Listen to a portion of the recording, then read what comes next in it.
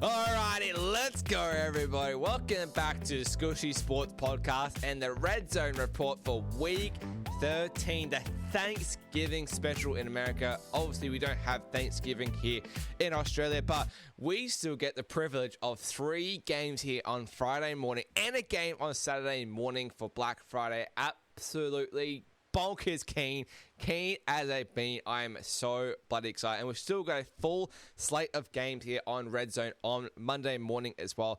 No teams on the bye. Absolutely love to see it. All right, week 13. Let's waste no time here. Of course, my show this week featuring my best bets of the week. So I've got 6 best bets of the week and 7 player props. Not 5, not 6, 7 player props. And we are absolutely killing the board and props at the moment.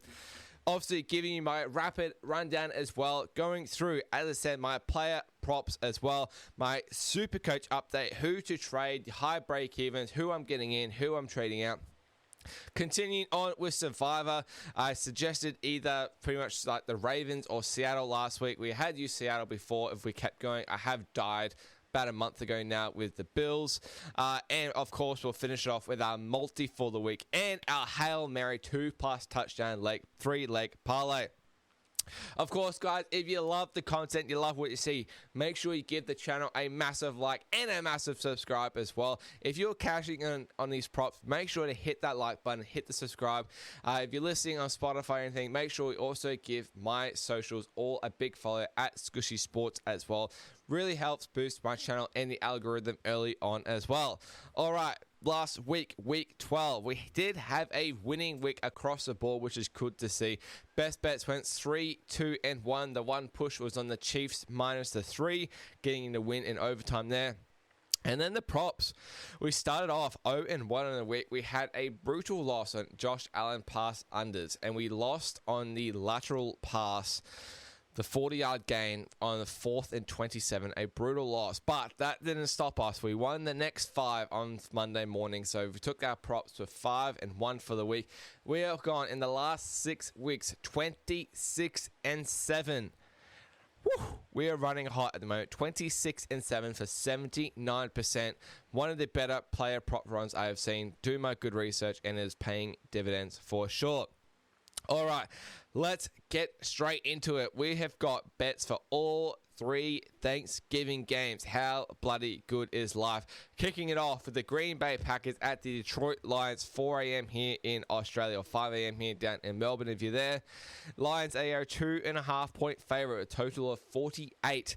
This is, I think they're a 3-point favorite now. This is now open. They open -3 as well, total of 48.5 here. And during the week, I initially had quite a lean to the Lions here, and it got bet down to 2.5, sort of got down to 3.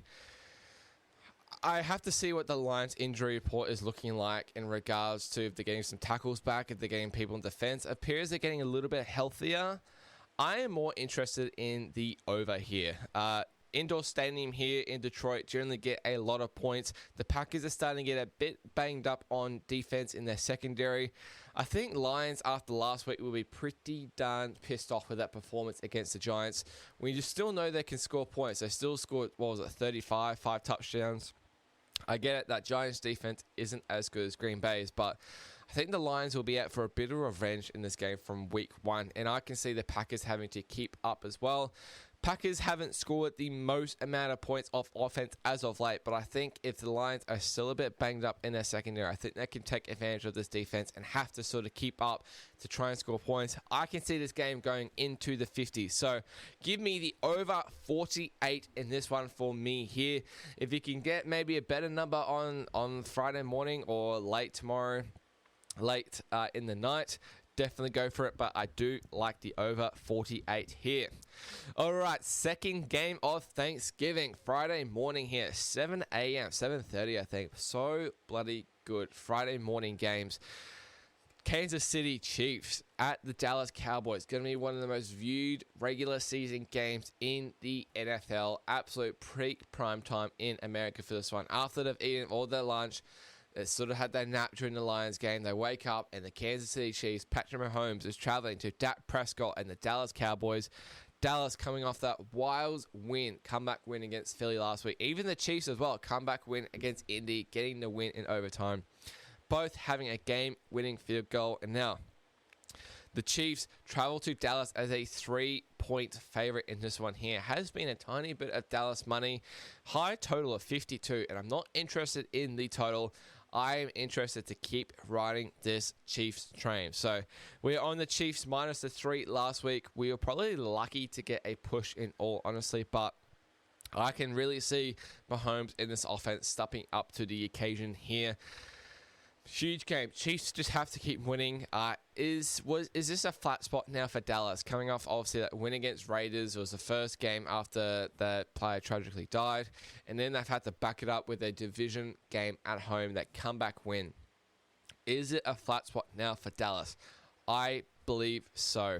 I get it. Now they've got Kansas City coming into town. Can they keep it up for 3 weeks in a row? I'm not sure. Kansas City are just going to be in this mentality. They just have to keep winning games. I can see them getting out to quite a big lead here in this one and just sort of cruising out, running it out, and not letting Dallas back into this one like Philly did. Absolutely love Patrick Mahomes and the Kansas City Chiefs minus the 3 last week. Expecting a different result than Philly last week. Give me Kansas City Chiefs minus the 3. Whoa. Whoa.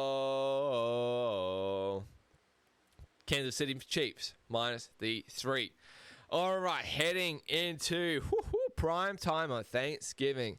Oh, baby. It's the Cincinnati Bengals and the Baltimore Ravens AFC North matchup. And this is the 3rd game on Thanksgiving. I get it. You might be thinking, Bengals season's over. You got on the Bengals 2 weeks ago against the Steelers and they got thrashed. They covered against the Patriots last week, baby, and Joe Flacco was starting. Now, their quarterback is back. Joey Burrow is back. You love to see it. First game back since about week 2, I think, from that turf toe injury. He's had surgery. He is back, and now they go to the division rival, the Baltimore Ravens, who I believe Lamar Jackson is not playing healthy at the moment. He's just looking a little bit on the injured side. Really did struggle against the Jets last week, who actually outgained him on yards per play last week. They were leading at halftime as well, the Jets to the Baltimore Ravens in Baltimore. Can you believe it? And I just don't think Lamar Jackson is healthy at the moment here. How can you give me 7 points with Joe Burrow? It just seems like a lot of points. I think you've got the better quarterback in the situation. I get it. This Cincinnati defense is ass. ASS with an exclamation point. It is not good. I was going to say dog shite. You know what? I'll say it is pretty dog shite. It is just the worst in the league. Rushing on defense. We cashed on Drake May overs last week with the pass yards. I'm not doing the same with Lamar just because of his injury status at the moment. But give me 7 points with Joe Burrow. If you can maybe get a 7.5, holy dooly, that is a smash spot for me. I can either see Cincinnati winning this one outright, or I can see Cincinnati keeping this one pretty darn tight in this one. Maybe Ravens just sneak it away at the end there just because they have the better coach and the better defense. But give me Joey Burrow plus the 7 and the Cincinnati Bengals all day long. So 3 Thanksgiving games for you and 3 best bets, and I believe I've got 3 props for you lined up as well.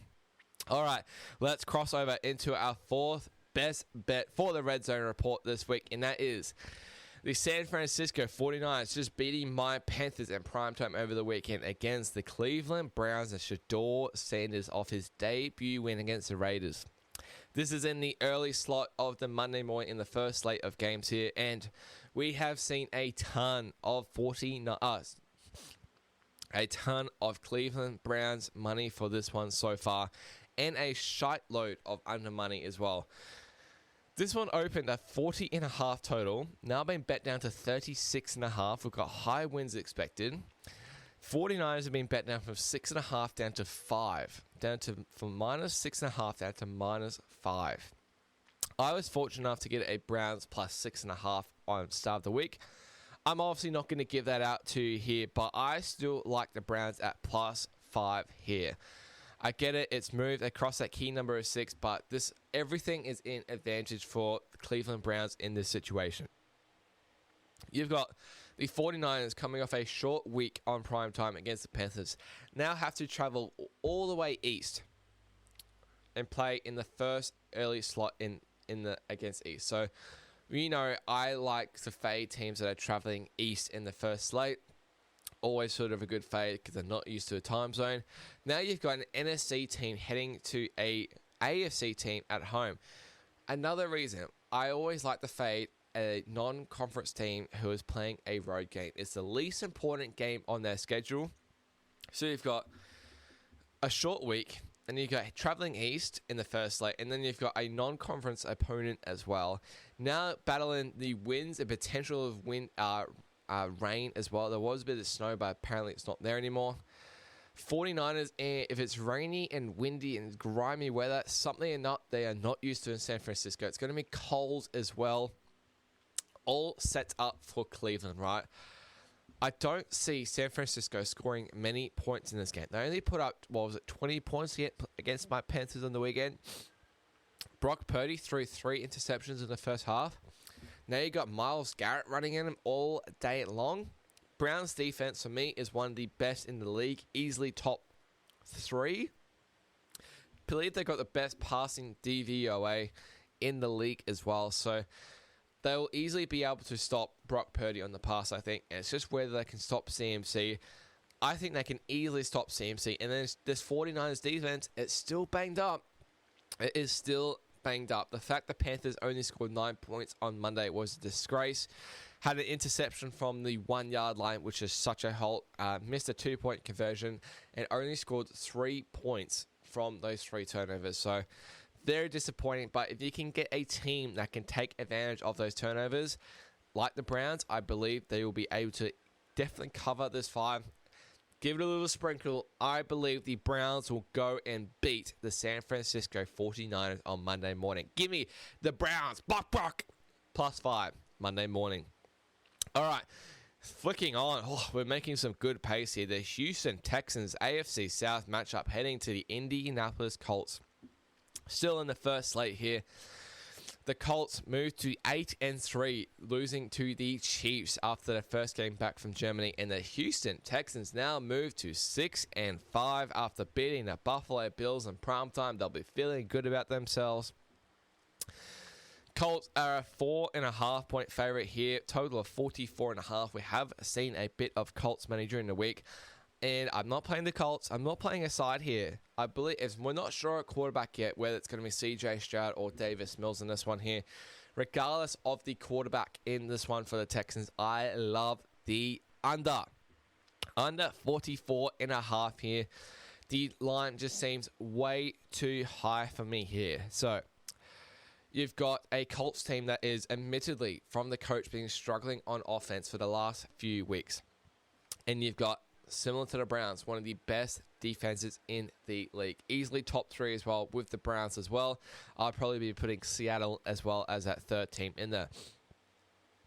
The Texans are just flying on defense at the moment. Now you got a guy like Danny Dimes who has looked so good at the start of the season against these weaker defenses, and now he's got to come up against one of the best in the league in a division rival matchup as well.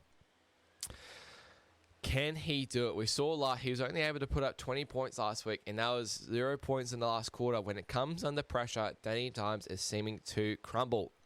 No surprise from what we're seeing previously. The way that Will Anderson, Danielle Hunter, and Derek Stingley is controlling this defense is just mental at the moment. They sacked Josh Allen 8 times, I think, last week. Had an interception, 2 interceptions in there as well. It's just crazy, crazy business at the moment. That game went under last week. I think it landed on 45. I think it was 25-19 or something. After that first Buffalo drive, they didn't allow one more touchdown after that. So didn't allow any more touchdowns. One of the best offenses in the league for 3.5 quarters. Oh, sorry, and that included a Buffalo touchdown off the kick return as well. So that game could have gone easily well under this number here. And now you're giving me Danny Dimes in a big division game. Absolutely love the under this week. Under 44.5 in this AFC South matchup. Alright, the last game for the best bets. And this one, call me square. I just don't give a care. Don't give a shit in this one. This line has been pounded and pounded and pounded. And I'm going to keep taking it because I can see a huge blowout happening in this one here. It's the Minnesota Vikings and the Seattle Seahawks in the second slate here. Minnesota traveling west in this one here. Seahawks are now an 11-point favorite in this one. They opened 8.5 during the week. The total has not moved from 41, I believe. Let me quickly confirm that. Has not moved at all, but the Seattle Seahawks are getting pounded on this one here, and I love Seattle in this matchup here. You have got rookie quarterback Max Brosma most likely getting the start for Minnesota in this one in his first ever game. You've got the potential of the left side of the offensive tackles for Minnesota potentially out in this game. If Christian Darrisaw, the left tackle, is out for Minnesota in this game, how in the world are Minnesota scoring in this game when you've got a rookie quarterback and you've got the Seattle pass rush running at you all day long in your debut on the road in one of the hardest arenas to ever play in? How in the world are Minnesota scoring in this one here? I can see this literally being, 31-3 potentially. I can see a huge blowout in this one. Seattle obviously need to keep winning to keep pressure on Rams. But how in the world are Vikings scoring in this one here? I just don't see it. I think Sam Darnold would absolutely have to crumble majorly, 4 interceptions like he did a couple weeks ago to not even cover this game. I just don't see it well when Minnesota goes into Seattle at, 4-7 now, 4-8, and lose this and don't cover the spread. And this Vikings defense is not even that great. It's not even that good. They're a little bit banged up. I think Smith-Njigba is going to have a day out once again. Give me Seattle minus the 11 all day long. All day long. Seattle Seahawks are going to pound the Minnesota Vikings on Monday morning. They'll absolutely put them behind the woodshed, take them behind the woodshed, and have a grand old time. Seattle minus 11. Going to be a rough debut for Max Brosma in his quarterback debut for the Vikings here. All right. That is it for your 6 best bets for the Red Zone Report. Let's now move into the rapid rundown here. So, the rapid rundown now, where I give you my quick lean for each game of the rest of the week. 10 games left for the week. As quick as I can, let's get straight into it. I either have a lean or no lean, I'll give it to you. If I have a lean, it means I don't have a bigger lean enough to get to the window. All right, rapid rundown. Let's go. Saints at Miami Dolphins this week are a 6-point favorite, total of 41.5. I have no lean in this game here. The fact that the Dolphins are a 6-point favorite is disgusting. Bills at the Steelers. Steelers are a 3.5-point dog, total of 47.5. I have a lean to the Steelers in this one here. Bills are very, very banged up. Could be without 2 of the offensive tackles this week. New York Giants at the Patriots on Monday Night Football. The Patriots are a 7.5-point favorite in this one, total of 46.5. I have a lean to the under in this one. Maybe a bit of weather around in New England. Rams at my Panthers. Panthers are a 10.5-point dog at home, total of 45. I think we could potentially get blown out here by the Rams here. I do lean the Rams. Stafford to continue his MVP journey in this one. The Chicago Bears at the Philadelphia Eagles, who are a 7-point favorite at home. This is the Saturday morning game, total of 44.5. I do lean the Eagles in this one here. I think the Eagles, off a loss, will probably pound the Bears, who have got away with some pretty fraudy wins, in my opinion. Next game, Arizona at Tampa Bay, who are a 3-point favorite, total of 44.5. No Baker Mayfield, most likely, so Teddy Bridgewater steps in. I have no lean in this one here. I'd probably back Arizona plus the 3, but I've seen injured player theory happen before. And Tampa Bay could easily win this one by 7. Wouldn't shock me. No lean in that one there. Falcons at the Jets. Oh, gross game. Jets, 2.5-point dog, total of 39.5. I lean the Jets in this one here.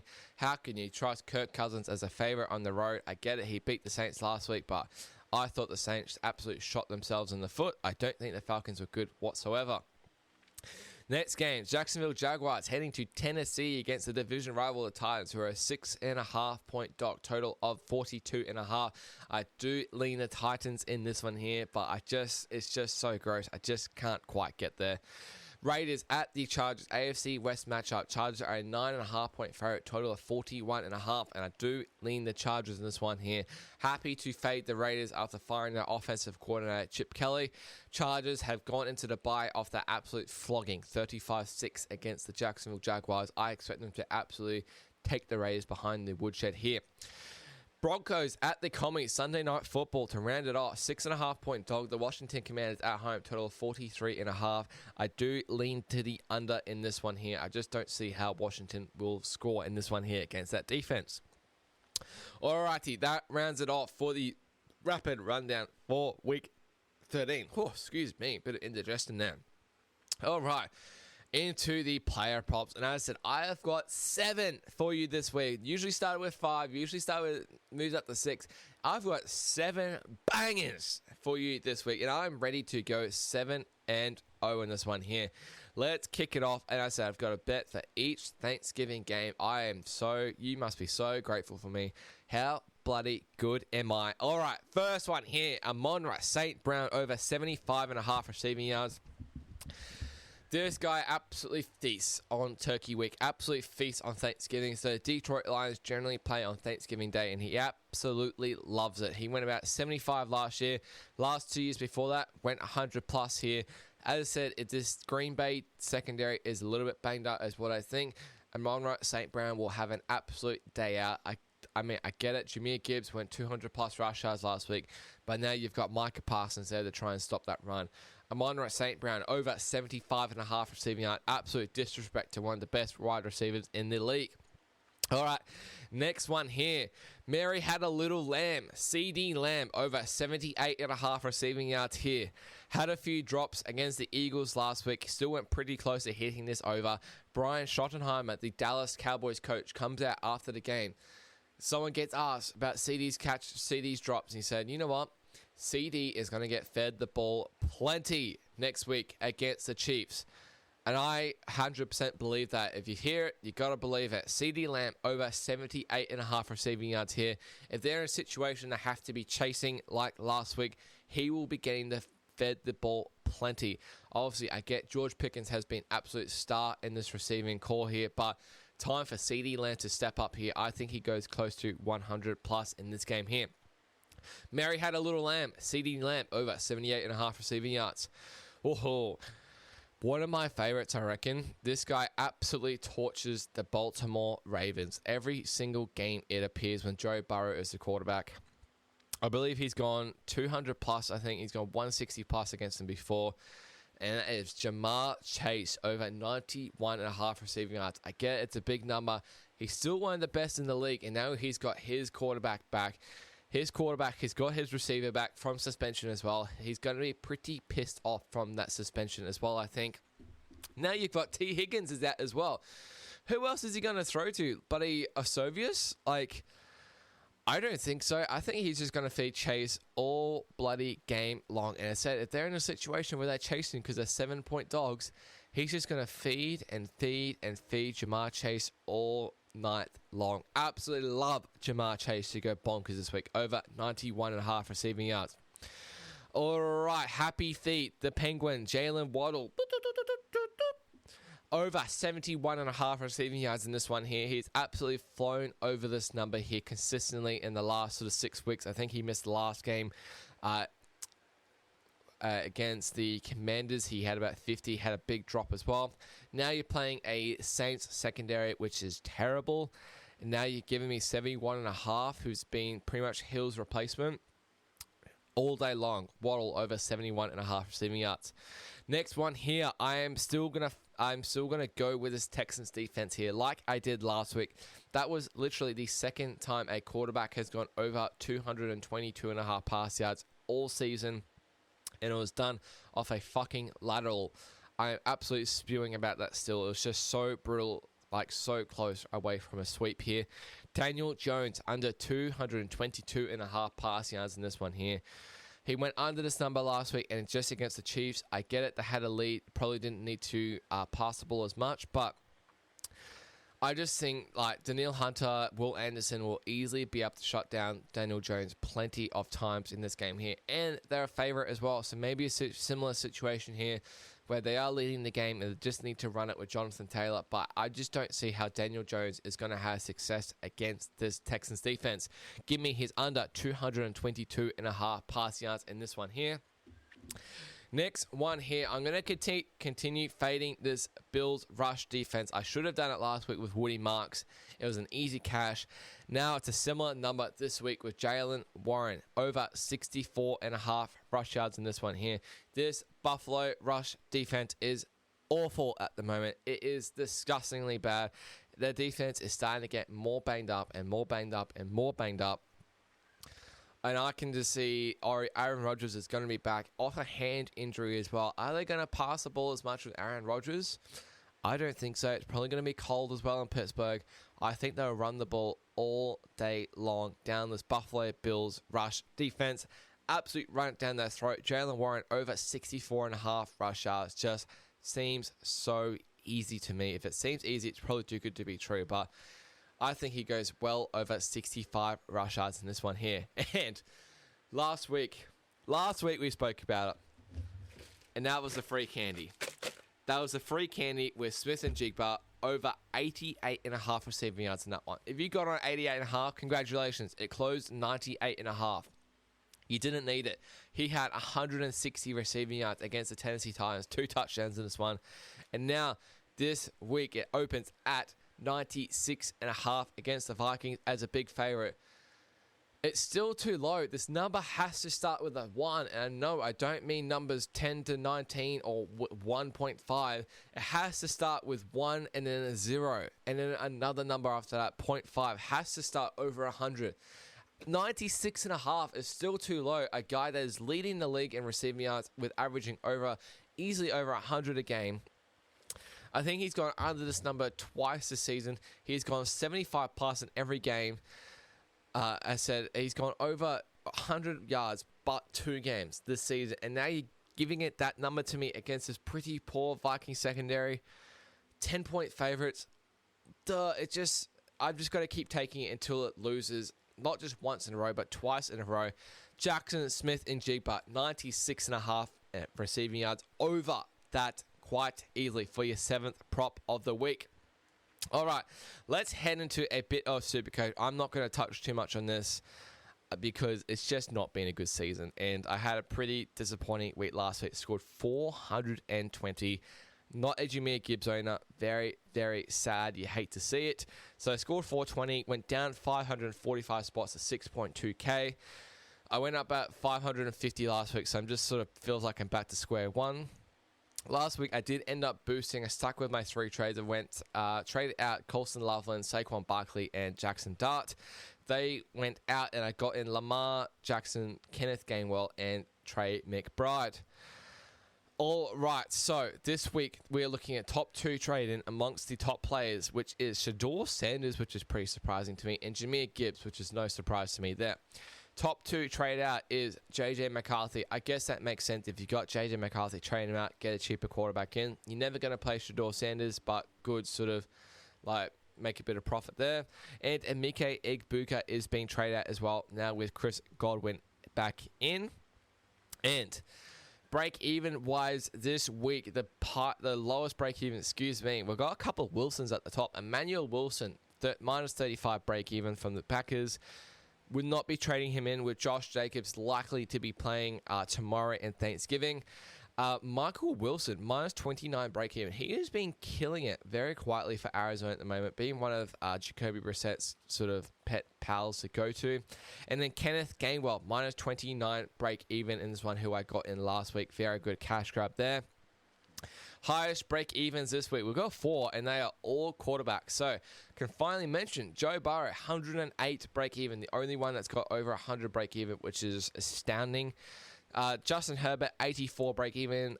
Lamar Jackson, 80 break-even. He's still going to lose more cash, which is crazy. And Bo Nix, 73 break-even. For me this week, I'm just doing the one trade, and the guy I'm trading out, I've flicked this guy 3 times, I think, and got him back in 3 times. I feels like I'm doing it for a 4th time now this season. I cannot pick this guy, and I just can't trust him. I think he's going to be out again this week, and Kirk Cousins at quarterback. That is Drake London. I am absolutely over this guy. He's so talented, but he's injured, and now he's got Kirk Cousins at quarterback. I'm trading him out, and I'm getting Jamar Chase back in. Now that his pal Joe Burrow is back, I think Jamar Chase will have a blinder on Thanksgiving against the Ravens. So that leaves me with 9 trades left for the season, with about sort of 4 weeks left of trading in SuperCoach. I still got 2 boosts left, so plenty fine for trades, plenty fine for boosts as well. Vice captain and captaincy wise, not overthinking here. I've got 3 quarterbacks, right? I've got Mahomes, Allen, and Lamar Jackson at the moment. I'm not playing Lamar at the moment, even though I got him last week. He's just not looking healthy at the moment. I'm going to vice captain Mahomes against that Dallas defense, and I'm going to captain Josh Allen. I'm kind of hoping I will be looping in a way. I'm not sure who else is really going to have a breakout game on Monday morning, but otherwise I am captaining Josh Allen. May have a bit of success, may run a touchdown in against the Steelers. We'll see. Maybe looping in that one there. Crossing over to Survivor this week, and I suggested the Ravens or the Seahawks last week. I checked my previous notes, and I had used the Seahawks before for you guys in the Redzone Report. So this week, I'm not giving Seattle out. I can't give the Ravens out again.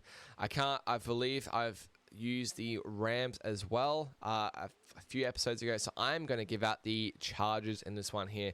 Pretty obvious one for me in this one. I just don't see them losing to the Raiders. Surely they don't lose to the Raiders to get us through to week 14. I get it, we died, week 6, Buffalo Bills against the Patriots in Buffalo as well. Just crazy scenes, but makes sense now that you look at it. Hindsight is a beautiful thing.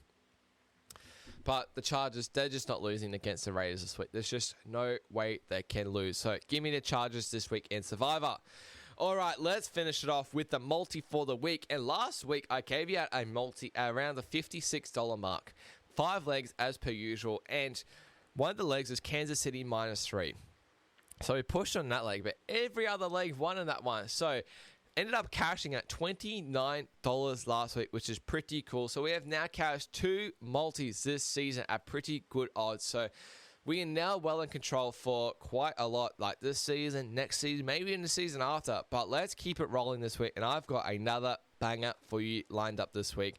This one I'm going to call the 80, 80, 80, 80 and the Bengals parlay this one here. So you'll see why. Let's get into it. Amon-Ra St. Brown, 80 plus receiving yards. CD Lamb, 80 plus receiving yards. Jalen Waddle, 80 plus receiving yards. Jaylen Warren, 80 plus rush yards. And the Cincinnati Bengals plus the 7. You can go plus 7.5 if you want to stop that push. But that is paying $46, $10 on that one. Returns $460. Let's win another one. And to finish off the episode, my Hail Mary for the week, and this one is pretty juicy odds. We have not cashed one yet this season. They're generally all over at least sort of 500 to 1. So, look, the chances of getting them is not great, but if they do come off, mate, we're going to bloody Disneyland. 2+ touchdown, Hail Mary, 3 guys to score 2 touchdowns for the week, and that is Patrick Mahomes, Jalen Waddle, and Travion Henderson. This pays a juicy $3,366. $10 in this returns $33,660. Let's go first class to Disney, baby. Let's buy a bloody house as well. So keen for this week. Thanksgiving week doesn't get much better. Let's do a recap of the episode. So 6 best bets. We're starting with the over 48 in Green Bay at Detroit. We've got Kansas City Chiefs -3 against Dallas. We've got Cincinnati plus the 7 with Joe Burrow back against Baltimore. We have got the Cleveland Browns +5 against the 49ers. And then we have got the under 44.5 with the Texans and the Colts. And then we have got Seattle Seahawks -11 to pound the Vikings this week. Moving on to our player props. Let's continue on. Amon-Ra St. Brown over 75.5 receiving yards. CD Lamb over 78.5 receiving yards.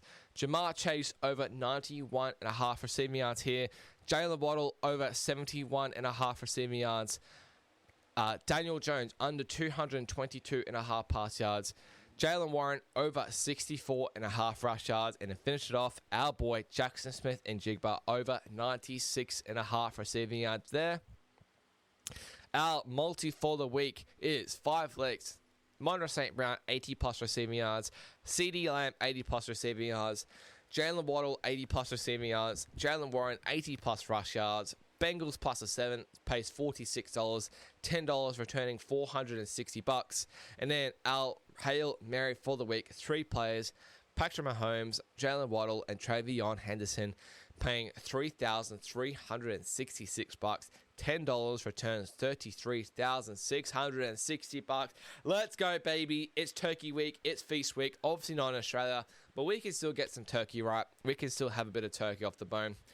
That will do it for this episode, week 13 edition of the Redzone Report. As I said, if you like the content and you're ready to cash some tickets, make sure to smash that like and subscribe button as well. Let's get this channel booming before the end of the year. It'll be so cool to see. Obviously, make sure to follow my socials, all at Squishy Sports as well. Instagram, TikTok, Facebook, Twitter/X as well. It's all there for you. That will do it for this week, guys. Thank you so much for watching. I'll see you next week for another Rugby League video in week 14 of the Redzone Report. And cheers.